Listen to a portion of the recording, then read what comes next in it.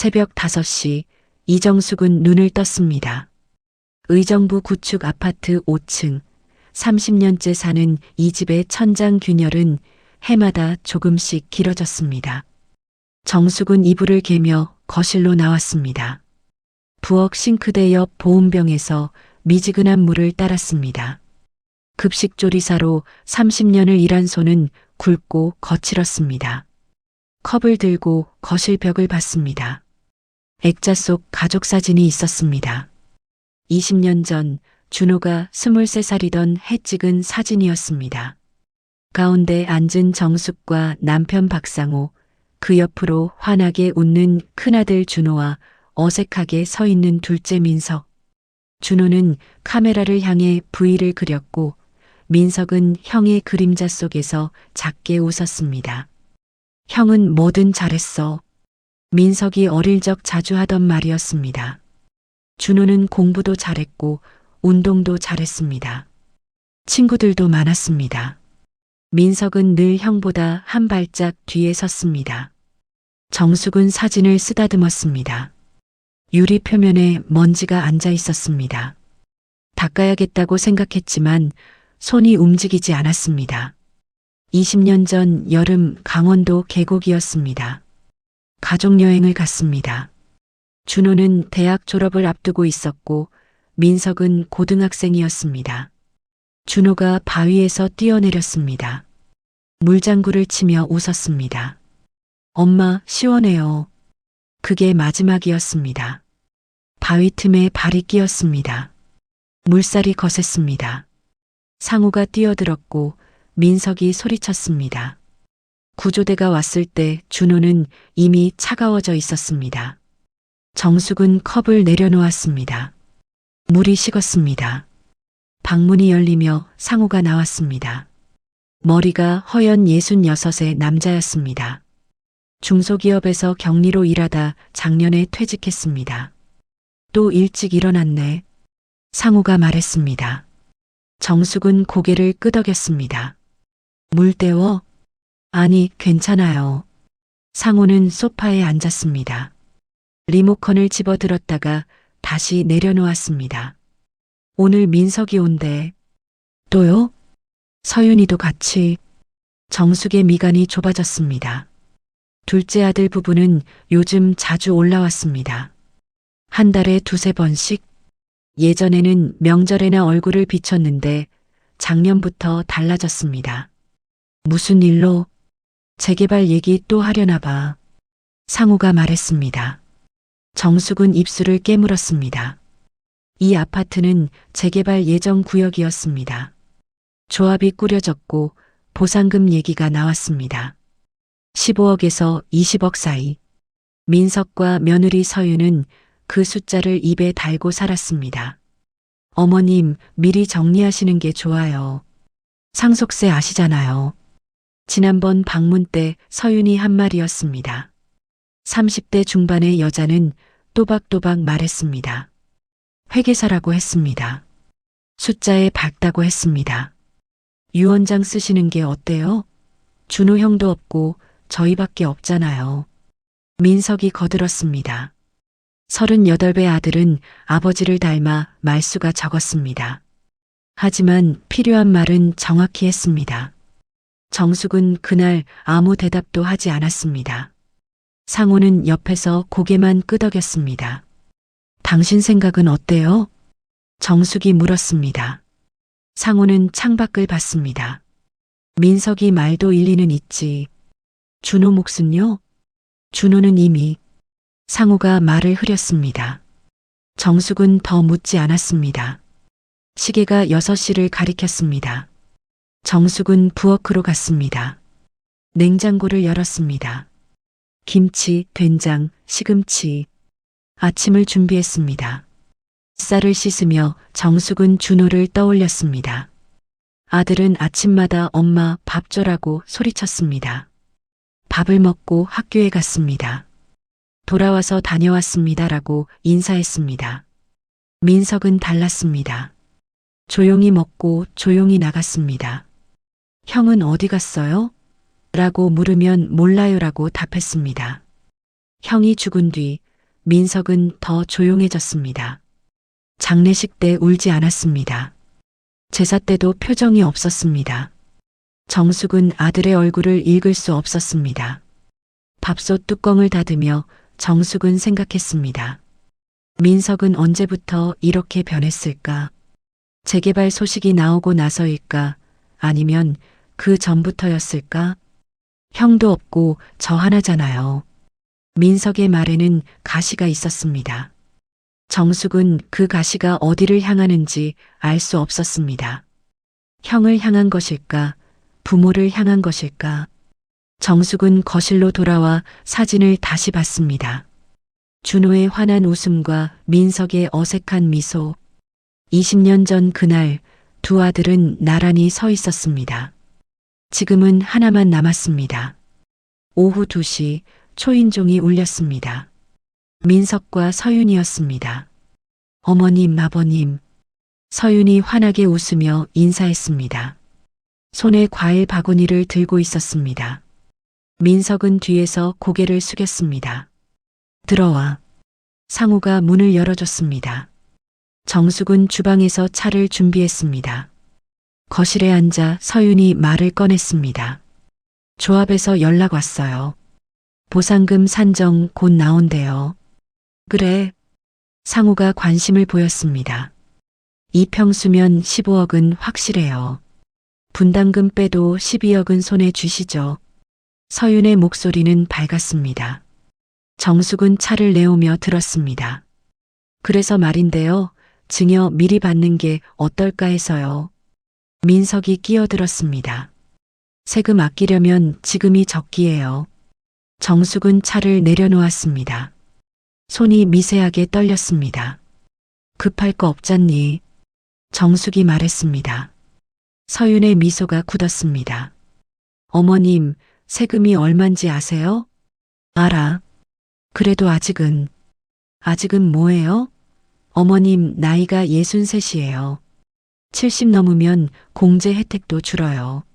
서윤의 목소리에 짜증이 묻어났습니다. 민석이 아내의 팔을 잡았습니다. 천천히 생각하시라고요, 어머니. 민석이 말했습니다. 하지만 눈빛은 조급했습니다. 정숙은 두 사람을 번갈아 봤습니다. 며느리의 계산된 미소와 아들의 불안한 눈. 그 사이 어딘가에 준호가 있어야 할 자리가 보였습니다. 생각해 볼게. 정숙이 답했습니다. 서윤은 입술을 삐죽였습니다. 민석 부부가 떠난 뒤 정숙은 거실 사진 앞에 섰습니다. 준호의 웃음이 20년 전 그대로 멈춰 있었습니다.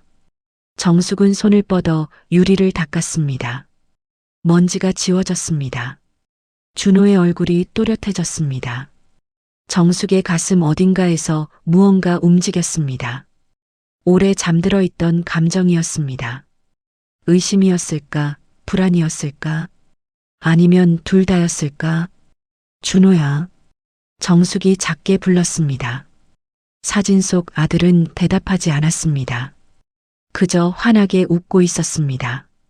20년 전 그날의 웃음이었습니다. 민석 부부의 방문은 일주일에 한 번꼴로 잦아졌습니다.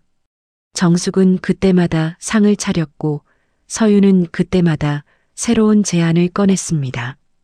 어머님, 이 집 너무 크지 않아요? 어느 일요일 오후 서윤이 거실을 둘러보며 말했습니다. 32평이나 되는데 두 분만 사시기엔 위험해요. 계단도 가팔라요. 정숙은 발코니를 봤습니다. 저 창가에서 준호가 책을 읽었습니다. 민석이 장난감을 가지고 놀았습니다. 30년 세월이 스며 있는 공간이었습니다. 난 여기가 좋아. 정숙이 답했습니다. 서윤은 민석을 봤습니다. 어머님 말씀은 그러셔도 현실적으로 생각하셔야죠. 민석이 서류 봉투를 꺼냈습니다. 서초동에 오피스텔 하나 받았어요. 15평인데 깔끔해요. 이 집 팔면 거기 사시고 나머지 돈은 뭐? 상우가 끼어들었습니다. 민석은 잠시 망설였습니다. 제 이름으로 넘기시는 게 세금 면에서 유리해요. 그게 무슨 소리야? 아버지, 증여세 아시잖아요. 지금 안 하시면 나중에 상속세로 반 이상 나가요. 민석의 목소리가 높아졌습니다. 서윤이 남편의 손을 잡았습니다. 저희가 알아본 거예요. 세무사도 만나봤어요. 정숙은 두 사람의 얼굴을 봤습니다. 간절함이 묻어났습니다. 아니, 조급함이었습니다. 천천히 생각할게. 정숙이 말했습니다. 서윤의 입술이 일그러졌습니다. 천천히요? 어머님, 시간이 없어요. 재개발 보상금 나오면 세무소에서 바로. 서윤아. 민석이 아내를 제지했습니다. 하지만 눈빛은 같은 말을 하고 있었습니다. 그날 밤 정숙은 동생 정희에게 전화했습니다. 언니, 무슨 일이야? 정희의 목소리가 걱정스러웠습니다. 정숙은 오후 일을 털어놨습니다. 집을 팔라고? 미쳤네. 정희가 단호하게 말했습니다. 요즘 그런 새끼들 많아. 부모 재산 노리고 효자 코스프레 하는 거. 언니, 정신 차려. 그래도 민석이가 뭐? 사업 잘 된다면서 왜 언니 재산에 그렇게 미쳐? 뭔가 있는 거야. 정희의 말이 가슴에 박혔습니다. 정숙은 며칠 전 본 장면을 떠올렸습니다. 민석이 거실 서랍을 뒤지는 모습이었습니다. 화장실에서 나온 정숙을 보고 깜짝 놀라던 얼굴. 통장 찾으세요? 정숙이 물었을 때 민석은 당황했습니다. 아니. 볼펜 찾는 거였어요. 거짓말이었습니다. 볼펜은 탁자 위에 있었습니다. 언니, 통장이랑 도장은 절대 안 보이는데 숨겨. 알았지? 정희가 신신당부했습니다. 정숙은 전화를 끊고 안방 옷장을 봤습니다. 옷 사이에 숨긴 비닐봉지가 있었습니다. 통장 3개와 도장이 들어 있었습니다. 정숙은 봉지를 꺼내 이불장 깊숙한 곳으로 옮겼습니다. 그날 밤 상호는 잠을 이루지 못했습니다. 새벽 2시 그는 거실로 나왔습니다. 정숙도 나와 있었습니다. 잠 안 와? 상호가 물었습니다. 정숙은 고개를 끄덕였습니다. 당신은요? 나도. 두 사람은 소파에 나란히 앉았습니다. 어둠 속에서 가족 사진만 희미하게 보였습니다. 여보. 상호가 입을 열었습니다. 목소리가 떨렸습니다. 할 말이 있어. 정숙은 남편을 봤습니다. 상호의 얼굴이 일그러져 있었습니다. 준호 얘긴데. 준호가 왜? 그날 계곡 가기 전에 준호가 나한테 뭔가 보여줬어. 상호는 손을 떨며 말을 이었습니다. 통장 거래 내역이었어. 우리 통장에서 돈이 빠져나간 기록. 정숙의 심장이 쿵 내려앉았습니다. 누가? 민석이가.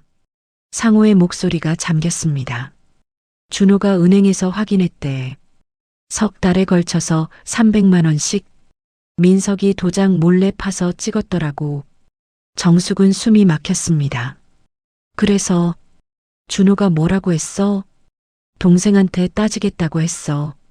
그날 계곡 가서 사람 없는 데서 형제끼리 얘기하겠다고. 상호는 얼굴을 감쌌습니다.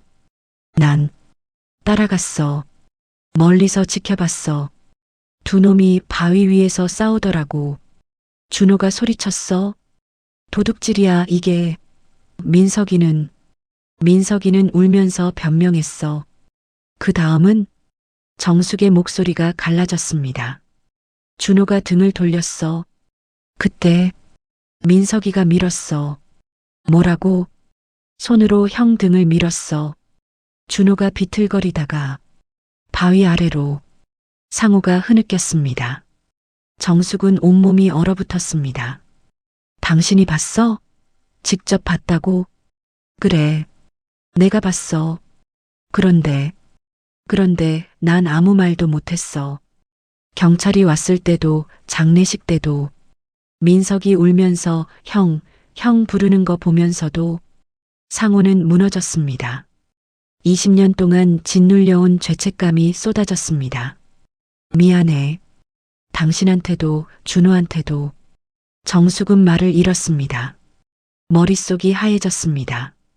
준호의 죽음이 사고가 아니었다는 사실, 민석이 형을 밀었다는 사실, 남편이 20년 동안 그걸 알고 있었다는 사실.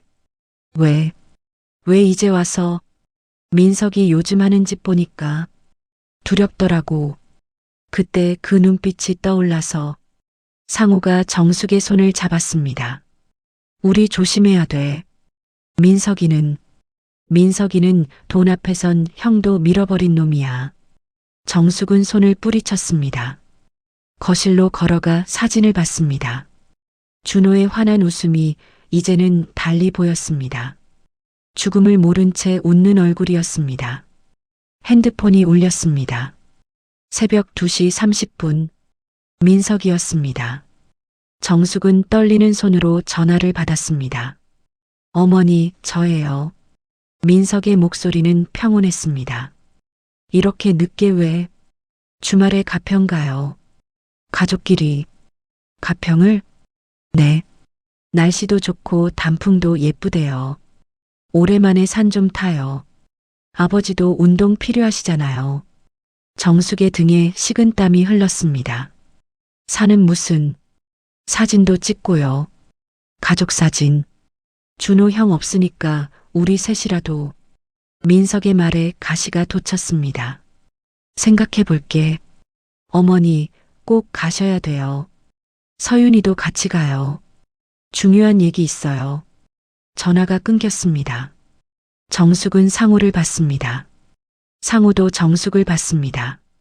두 사람의 눈에는 같은 공포가 서려 있었습니다. 20년 전 그 계곡이 다시 떠올랐습니다. 준호가 물에 떠 있던 모습, 민석이 형 이름을 부르며 울던 모습, 그 모든 것이 거짓이었다는 사실. 정숙은 사진을 끌어안았습니다.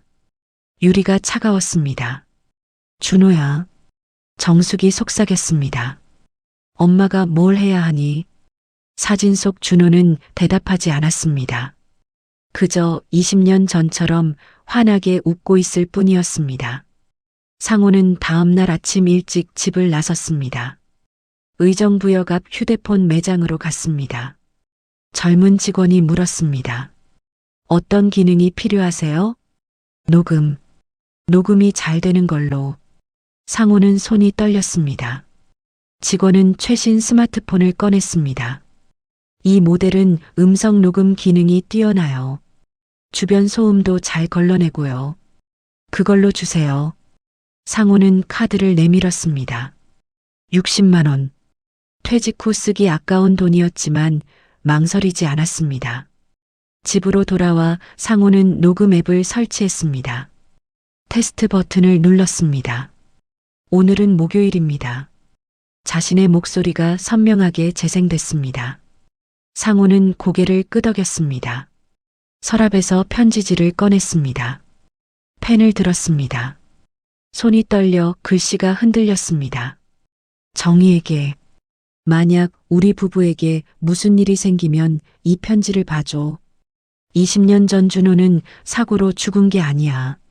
민석이가 형을 밀었어. 내가 직접 봤어. 그런데 난 겁이 나서 말하지 못했어. 용서해줘. 그리고 민석을 꼭 경찰에. 상우는 펜을 놓았습니다. 눈물이 떨어져 글씨를 번지게 했습니다. 편지를 봉투에 넣고 책상 서랍 깊숙한 곳에 숨겼습니다. 그 위에 정이라고 적었습니다. 정숙은 부엌에서 지켜봤습니다. 남편의 구부정한 뒷모습이 슬펐습니다. 준비됐어요? 정숙이 물었습니다. 상우는 고개를 끄덕였습니다. 당신은? 모르겠어요. 정숙은 솔직했습니다. 어떻게 준비해야 할지 알 수 없었습니다. 토요일 아침 민석의 차가 도착했습니다. 검은색 SUV였습니다. 민석이 운전석에서 내렸습니다. 회색 등산복을 입고 있었습니다. 어머니, 아버지, 타세요. 민석은 웃고 있었습니다. 자연스러운 웃음이었습니다. 정숙은 그 웃음 뒤에 무엇이 있는지 알 수 없었습니다. 조수석에 서윤이 앉아 있었습니다. 선글라스를 끼고 있었습니다. 어머님, 날씨 완전 좋죠? 인생샷 찍어야 돼요. 서윤이 밝게 말했습니다. 블루투스 스피커에서 경쾌한 음악이 흘렀습니다. 정숙과 상우는 뒷좌석에 앉았습니다. 상우의 주머니에서 휴대폰이 묵직하게 느껴졌습니다. 차는 경춘국도를 달렸습니다. 민석은 안전하게 운전했습니다. 과속도 하지 않았습니다. 신호도 잘 지켰습니다. 아버지, 허리 괜찮으세요? 응, 괜찮아. 산길 좀 걸으면 좋아지실 거예요. 민석의 목소리는 다정했습니다. 정숙은 백미러 너머 아들의 눈을 봤습니다. 그 눈이 자신을 훔쳐보고 있었습니다. 가평에 도착했습니다. 민석이 주차장에 차를 세웠습니다. 산 입구에는 등산객들이 많았습니다. 가족 단위, 연인 단위, 모두 즐거워 보였습니다. 여기서부터 1시간 정도 올라가면 전망대 나와요. 민석이 지도를 펼쳤습니다. 서윤이 카메라를 꺼냈습니다. 어머님, 여기서 한 장 찍어요. 서윤이 정숙의 팔을 잡았습니다. 정숙은 억지로 웃었습니다. 플래시가 터졌습니다. 하나 더요. 민석이 부모님 양쪽에 서봐. 네 사람이 나란히 섰습니다. 지나가던 등산객이 셔터를 눌러줬습니다. 가족 사진 예쁘게 나왔네요. 등산객이 웃으며 말했습니다. 정숙은 대답하지 못했습니다. 산길이 시작됐습니다. 흘길은 축축했습니다. 낙엽이 쌓여 있었습니다. 민석이 앞장섰습니다. 서윤이 그 뒤를 따랐습니다. 정숙과 상우는 마지막이었습니다. 상우는 주머니에 손을 넣었습니다. 휴대폰 녹음 버튼을 눌렀습니다. 작은 진동이 울렸습니다. 어머니, 천천히 오세요. 민석이 뒤돌아 소리쳤습니다. 정숙은 고개를 끄덕였습니다. 30분쯤 걸었을 때 갈림길이 나왔습니다. 왼쪽은 완만한 경사, 오른쪽은 가파른 오르막이었습니다. 오른쪽으로 가요. 거기가 뷰가 더 좋아요. 서윤이 말했습니다. 민석이 오른쪽 길을 가리켰습니다. 조금만 힘내세요. 가파른 길이었습니다. 상우가 숨을 헐떡였습니다. 정숙은 남편의 등을 떠받쳤습니다. 괜찮아요? 응, 괜찮아. 상우는 거짓말이었습니다. 심장이 터질 것 같았습니다. 하지만 멈출 수 없었습니다. 길은 점점 좁아졌습니다. 나무가 우거져 햇빛이 잘 들지 않았습니다. 사람들의 목소리가 멀어졌습니다. 여기다. 서윤이 소리쳤습니다. 나무 사이로 절벽이 보였습니다. 난간이 없었습니다. 바위가 삐죽삐죽 솟아 있었습니다. 와, 완전 예쁘다. 어머님, 저기 서세요. 서윤이 절벽 가장자리를 가리켰습니다. 정숙은 멈춰 섰습니다. 바위가 헐거워 보이는데 괜찮아요. 제가 확인했어요. 민석이 먼저 다가갔습니다. 바위를 발로 눌렀습니다. 튼튼해요. 어머니, 오세요. 정숙은 움직이지 않았습니다. 상우가 정숙의 손을 잡았습니다. 우리 안 가도 되지 않나? 아버지, 사진 한 장만요. 금방이에요. 민석이 다가왔습니다. 정숙의 팔을 잡았습니다. 손이 차갑고 단단했습니다. 제가 잡아드릴게요. 민석이 정숙을 절벽 쪽으로 이끌었습니다. 정숙은 저항했지만 아들의 힘이 셌습니다. 절벽 가장자리에 섰습니다. 아래를 내려다봤습니다. 까마득했습니다. 바위들이 뾰족하게 솟아 있었습니다. 20년 전 계곡이 떠올랐습니다. 준호가 물에 떠 있던 모습, 차가운 물, 핏기 없는 얼굴. 엄마, 나 때문이야. 내가 형한테 소리 질러서 형이 넘어진 거야. 그날 민석이 울며 했던 말이었습니다. 정숙은 그 말을 믿었습니다. 아들이 거짓말을 할 리 없다고 믿었습니다. 하지만 그건 거짓이었습니다. 어머니, 뒤로 한 발짝만 더요. 민석의 목소리가 들렸습니다. 정숙의 등에 손이 닿았습니다. 미세한 압력이었습니다. 밀듯 밀지 않듯. 정숙은 온몸이 굳었습니다. 사진 찍어요. 하나, 둘. 서윤의 목소리가 멀리서 들렸습니다. 상우가 소리쳤습니다. 정수가. 상우가 달려왔습니다. 민석의 팔을 잡았습니다. 뭐 하는 거야?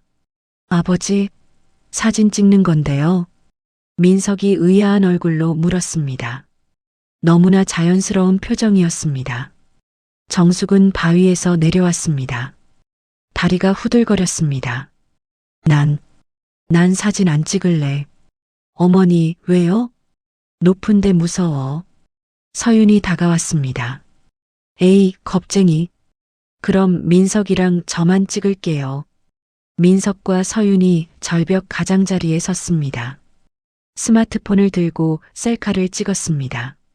환하게 웃었습니다. 정숙은 그 모습을 봤습니다. 아들의 웃음이 낯설었습니다. 상우는 주머니 속 휴대폰을 만졌습니다. 녹음 버튼이 여전히 켜져 있었습니다. 하산길은 조용했습니다.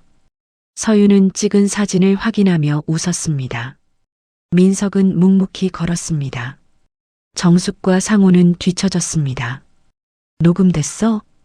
정숙이 작게 물었습니다. 상우는 고개를 끄덕였습니다. 다 녹음됐어. 목소리도 발소리도. 그걸로 뭘 할 수 있을까요? 모르겠어. 하지만 없는 것보단 나아. 주차장에 도착했습니다. 민석이 차 문을 열어줬습니다. 어머니, 괜찮으세요? 얼굴이 안 좋으신데. 피곤해서 그래. 집 가서 쉬세요. 다음에 또 오면 돼요. 민석은 다정했습니다. 친절했습니다. 효자 같았습니다. 차는 의정부로 향했습니다. 서윤은 졸았습니다. 민석은 조용히 운전했습니다. 정숙은 창밖을 봤습니다. 저녁 해가 지고 있었습니다. 산 그림자가 길게 늘어났습니다. 20년 전에도 이런 저녁이었습니다. 준호가 죽던 날, 구급차 사이렌이 울리던 날, 정숙은 주먹을 쥐었습니다. 준호야. 마음속으로 아들을 불렀습니다. 엄마, 이번엔 눈 감지 않을게. 진실을 지켜볼게. 내가 왜 죽었는지, 누가 널 죽였는지 엄마가 밝혀낼게. 집에 도착했습니다. 민석이 차에서 내렸습니다. 들어가세요. 조심히. 너도. 정숙은 짧게 대답했습니다. 민석의 눈을 똑바로 봤습니다. 민석은 잠깐 망설이다 차에 올랐습니다. 차가 떠났습니다. 현관문을 닫고 정숙은 주저앉았습니다. 상우가 아내를 부축했습니다. 괜찮아? 아니요. 하나도 안 괜찮아요. 정숙은 떨었습니다. 공포와 분노가 뒤섞였습니다. 그 손, 민석이가 내 등에 댄 손, 준호 밀었을 때도 그랬겠죠. 상우는 대답하지 못했습니다. 정숙은 거실로 갔습니다. 가족 사진을 봤습니다. 준호가 웃고 있었습니다. 준호야, 기다려. 엄마가 꼭. 정숙의 목소리가 잠겼습니다. 그날 밤 정숙은 노트를 꺼냈습니다. 펜을 들었습니다. 민석이가 한 일들이라고 제목을 적었습니다. 그 아래 하나씩 적어 내려갔습니다. 통장을 뒤진 일, 집을 팔라고 한 일, 절벽으로 유도한 일. 증거는 약했습니다. 하지만 포기할 수 없었습니다. 정숙은 노트를 덮었습니다. 내일부터 더 자세히 기록하기로 했습니다. 준호를 위해서라도. 월요일 아침 정숙은 정희에게 전화했습니다. 언니, 무슨 일이야? 목소리가 이상한데. 정희야, 부탁이 있어. 정숙은 지난 주말 일을 간략히 설명했습니다. 정희는 숨을 들이켰습니다. 미친놈들. 언니, 당장 경찰 가. 증거가 없어. 녹음도 애매하고. 그럼 어쩌게? 일단 조심하면서 지켜볼게. 혹시 내가 연락 안 되면 우리 집 와줘. 상우가 편지 숨겨뒀어. 언니, 무슨 소리야? 무서워. 나도 무서워. 그래도 진실은 밝혀야지. 전화를 끊고 정숙은 노트를 다시 펼쳤습니다. 기록이 늘어났습니다. 하지만 여전히 부족했습니다. 그날 저녁 민석에게서 문자가 왔습니다. 어머니, 지난번 산행 사진 보내드려요. 다음에 또 가요. 사진이 여러 장 첨부됐습니다. 절벽 앞에 선 네 사람. 웃고 있는 얼굴들. 정숙은 사진을 확대했습니다. 자신의 표정이 굳어 있었습니다. 상우가 옆에서 봤습니다. 또 가자는 건가? 그런 것 같아요. 이번엔 어떻게 하지? 상우의 목소리가 떨렸습니다. 정숙은 남편의 손을 잡았습니다.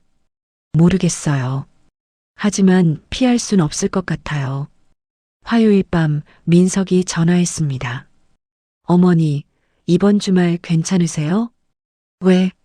날씨 좋대요. 사진 더 찍으러 가요. 이번엔 다른 곳으로.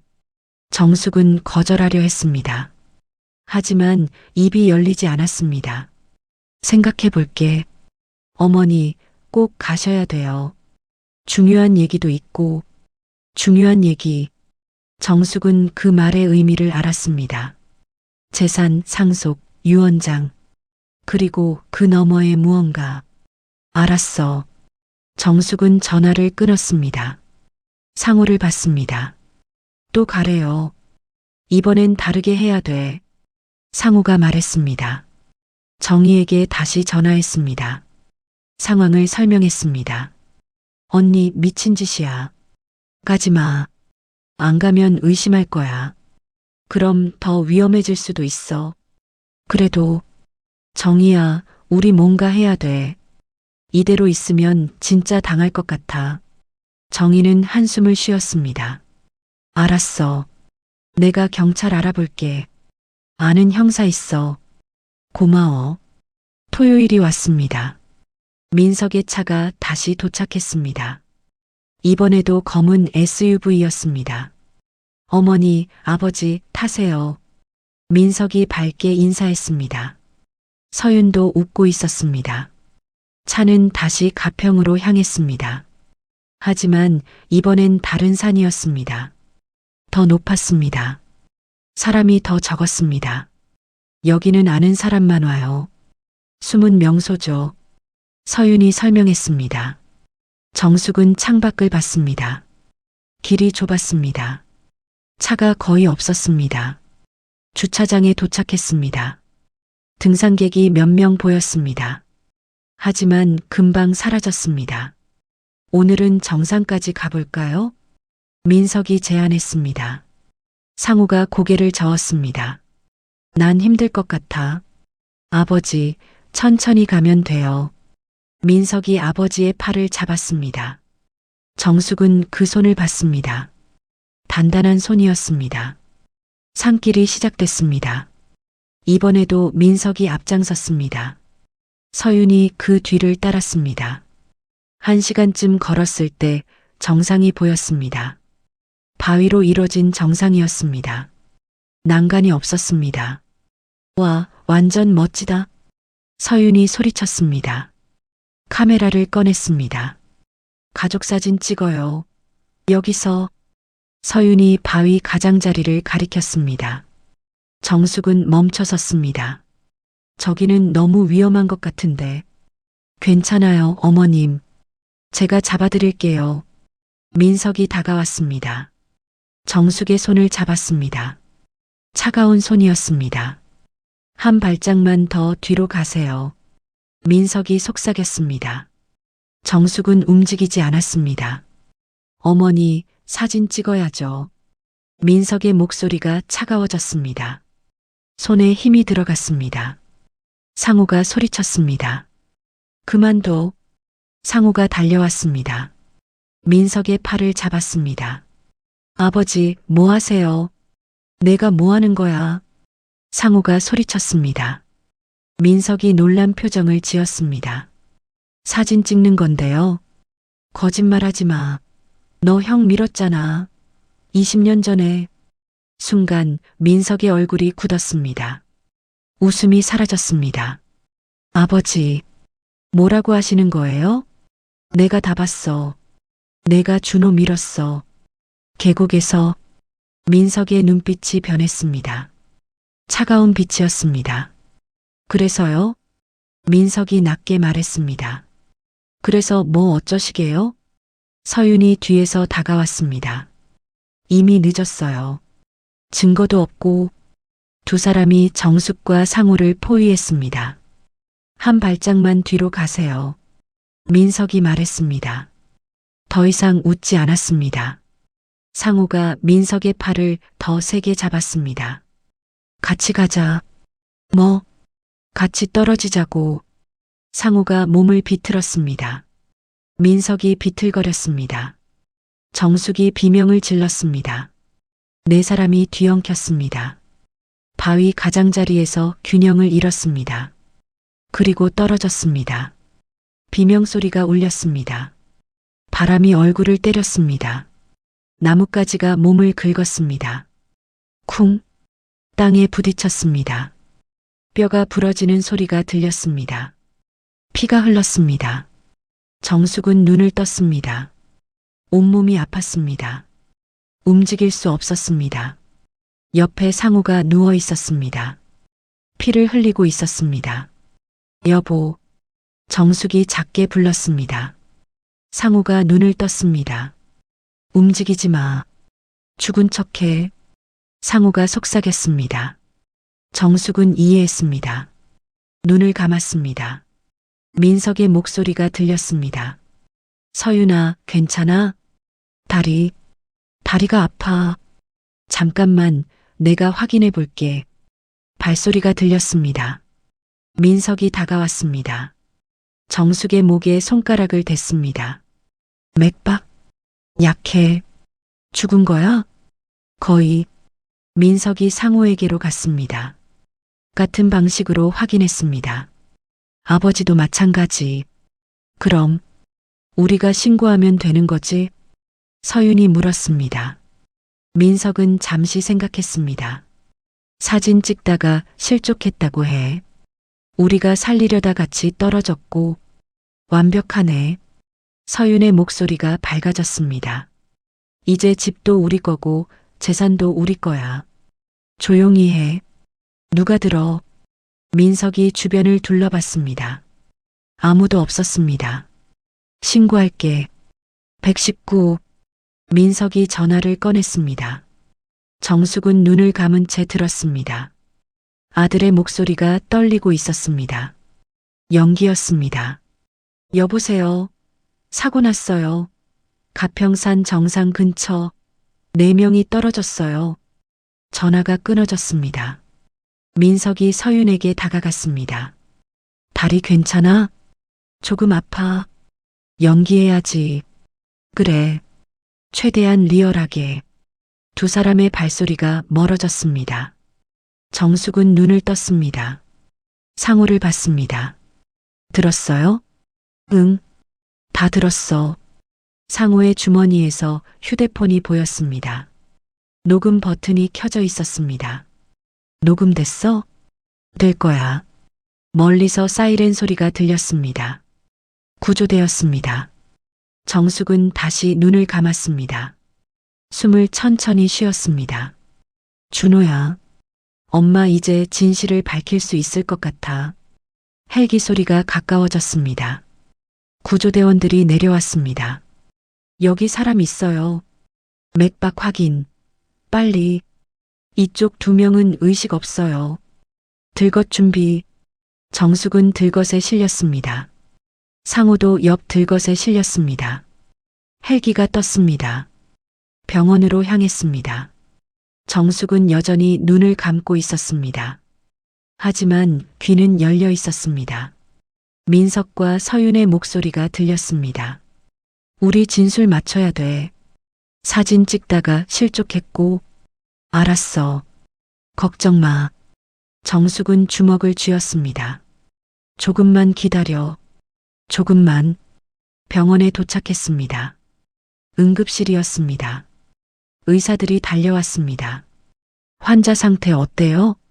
노부부 추락사고. 의식 없음. 다발성 골절 의심. 중환자실 준비. 정숙은 침대에 누워들었습니다. 여전히 눈을 감고 있었습니다. 상호도 옆 침대에 누워 있었습니다. 두 사람은 서로의 손을 잡았습니다. 의사가 확인했습니다. 맥박 안정적이네요. 다행히 의식 돌아올 것 같습니다. 간호사가 민석에게 물었습니다. 보호자세요? 네, 아들입니다. 민석의 목소리는 떨리고 있었습니다. 완벽한 연기였습니다.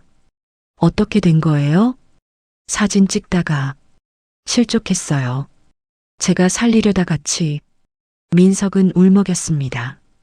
간호사가 위로했습니다. 많이 놀라셨겠어요. 괜찮아요.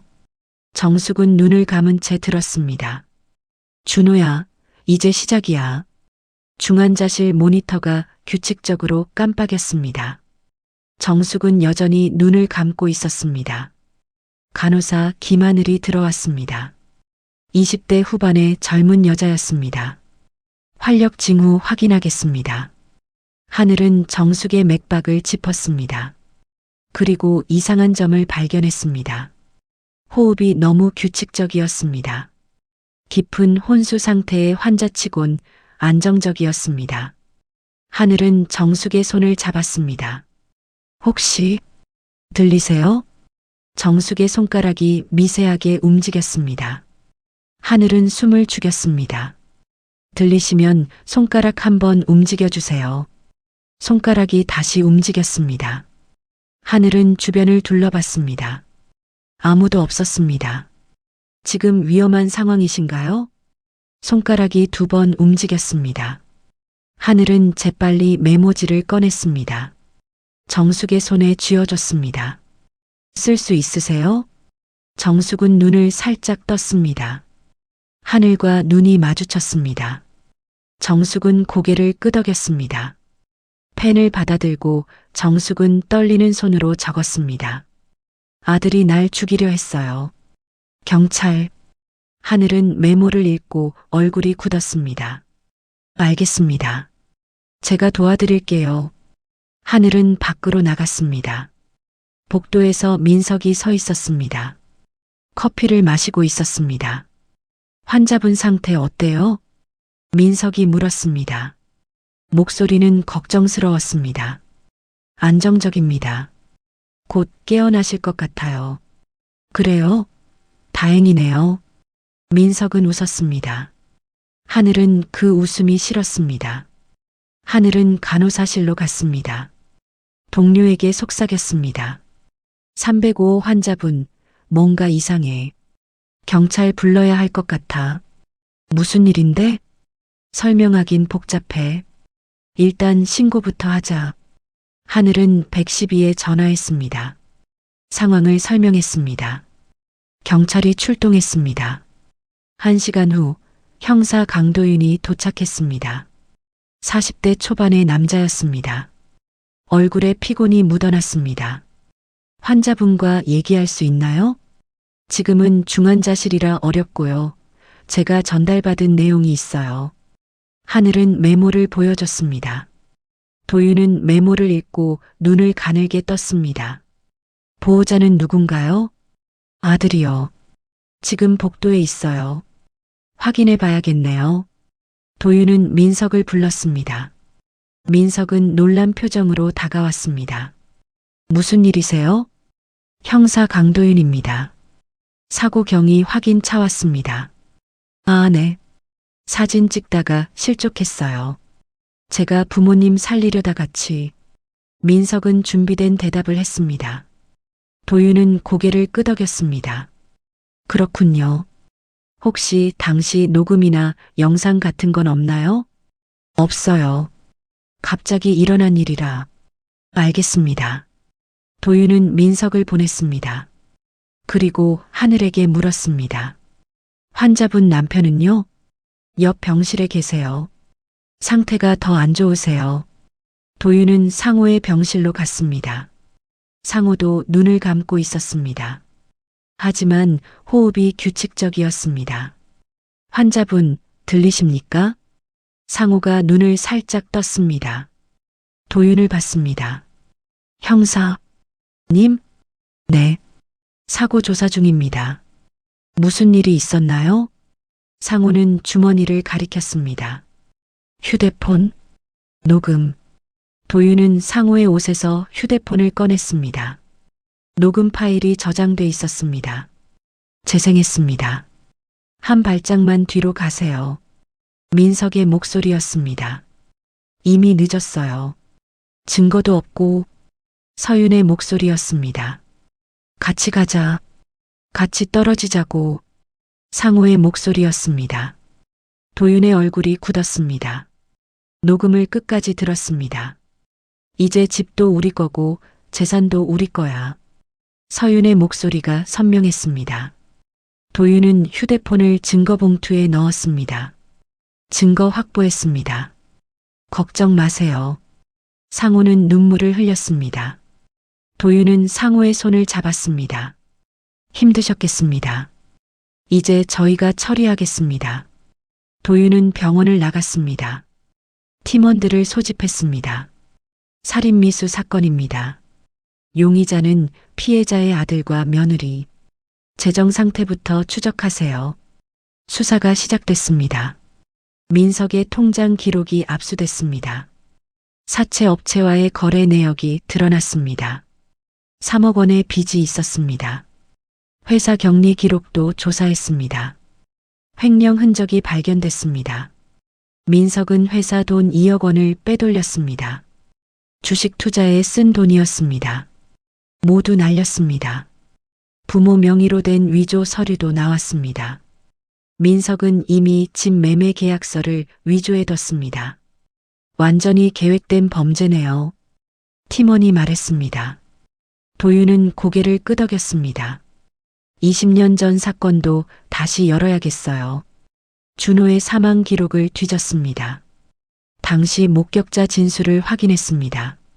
상호의 진술이 애매했습니다. 형제가 말다툼하는 걸 봤다고 했지만 구체적이지 않았습니다. 도윤은 상호를 다시 찾았습니다. 20년 전 일 다시 얘기해 주실 수 있나요? 상호는 눈물을 흘리며 털어놨습니다. 준호가 민석의 횡령을 알았던 것, 계곡에서 대질했던 것, 민석이 형을 밀었던 것, 제가 봤습니다. 두 눈으로. 그런데 전 겁이 나서. 상호는 무너졌습니다. 도윤은 진술을 받았습니다. 일주일 후 민석과 서윤이 체포됐습니다. 살인미수, 사기, 횡령 혐의였습니다. 민석은 수갑을 차고 끌려갔습니다. 표정이 없었습니다. 어머니한테 전해주세요. 미안하다고. 민석이 형사에게 말했습니다. 도윤은 대답하지 않았습니다. 재판이 시작됐습니다. 정숙은 휠체어를 타고 법정에 섰습니다. 다리가 부러져 깁스를 하고 있었습니다. 검사가 물었습니다. 피고인이 피해자님을 죽이려 했다는 게 사실입니까? 네. 정숙의 목소리는 떨렸습니다. 20년 전에도 큰아들을 죽였습니까? 네. 제 남편이 목격했습니다. 방청석이 술렁였습니다. 민석은 고개를 숙였습니다. 변호사가 물었습니다. 어머님, 아들을 용서하실 생각은 없으신가요? 정숙은 민석을 봤습니다.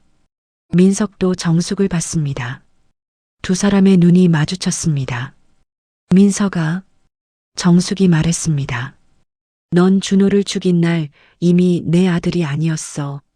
난 괴물을 키운 거야. 그 괴물을 이제 법이 심판해줬으면 좋겠어. 민석은 눈물을 흘렸습니다. 하지만 정숙은 돌아섰습니다. 배심원은 유죄 판결을 내렸습니다. 판사는 종신형을 선고했습니다. 피고인 박민석은 존속살해 미수, 사기, 횡령으로 무기징역에 처한다. 판결문이 낭독됐습니다. 민석은 끌려갔습니다. 정숙은 법정을 나왔습니다. 상우가 휠체어를 밀었습니다. 두 사람은 말이 없었습니다. 1년이 흘렀습니다. 정숙과 상우는 의정부 아파트를 떠났습니다. 재개발 보상금으로 작은 빌라를 샀습니다. 2층짜리 빌라였습니다. 어느 봄날 집 앞에 차가 섰습니다. 정희가 내렸습니다.